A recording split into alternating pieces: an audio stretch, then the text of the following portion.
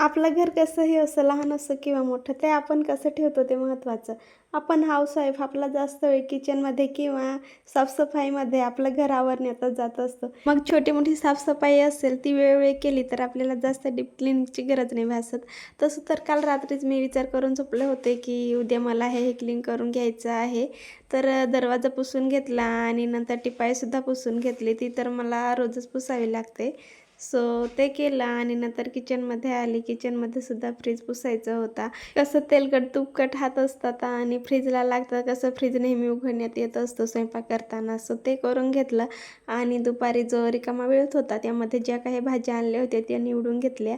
एवढं सगळं काम करून म्हटलं चला आता संध्याकाळी छान असा स्वयंपाक करावा. तर डाळबट्टी बनवायची होती ती बनवायला घेतली. आधी तर डाळ बनवून घेतली आणि नंतर याची तयारी केली. सो असा होता माझा आजचा दिवस आणि हो तुम्ही जाता जाता लाईकसुद्धा करा आणि व्हिडिओज कसे वाटतात हे सुद्धा सांगा.